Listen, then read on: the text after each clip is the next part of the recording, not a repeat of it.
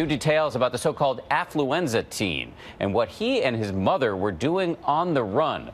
The two were captured in Mexico, in Puerto Vallarta specifically, after a 3-week manhunt, and now exclusive new video is giving a look at how they spent their time. ABC's Matt Gutman is there with the very latest. They seem to be living a life on a budget, staying in that shabby rental behind me, shopping at the local groceries here.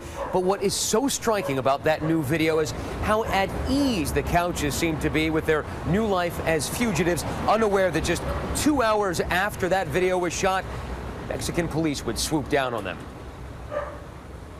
This morning, the first images of Ethan and Tanya Couch's life on the run in Mexico. In this exclusive video, you see Ethan Couch entering this butcher shop across the street from his shabby rental.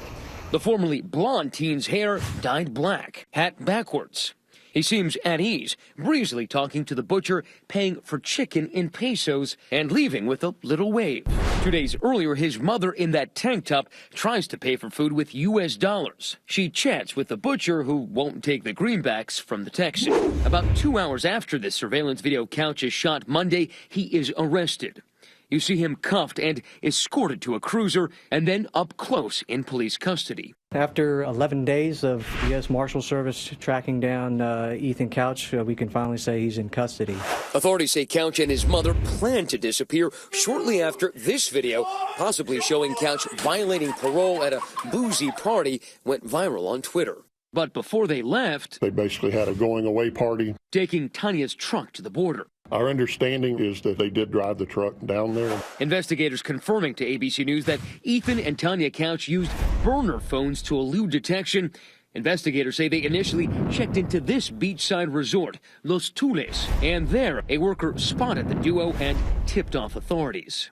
They tracked them to this $80 a month apartment in Old Town Puerto Vallarta. So they ate right there in the back. Ahead, the legal process takes over for the Texas teen who pled guilty in 2013 to driving drunk and killing 4 people.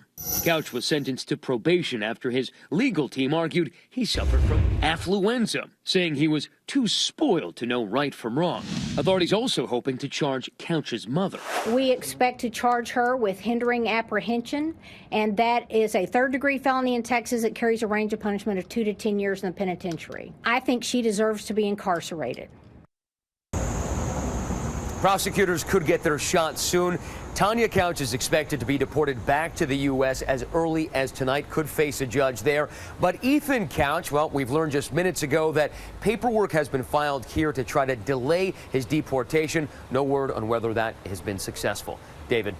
Matt Gutman, Matt, thanks. We're joined now by one of the lead investigators who's been on this case from the beginning, Tarrant County, Texas Sheriff Dee Anderson. Sheriff Anderson, good morning. Good morning. First of all, where is this teenager? Where is the mother right now? How soon will they be hauled back to the U.S.? They are still in Mexico in the custody of the Mexican authorities. We expect within the next 24 to 48 hours, hopefully, to have them back here in Texas. Sheriff, you've reported that the teenager and his mother had a sort of going away party before they even left. So I'm curious about the punishment now. This teenager had only ever faced probation for drunk driving, killing 4. What kind of punishment does he face now? What we're hoping is that he will be placed into an adult court system and placed on an adult probation system, which will be very, very strict and very intensive, much different than what he was under the juvenile system.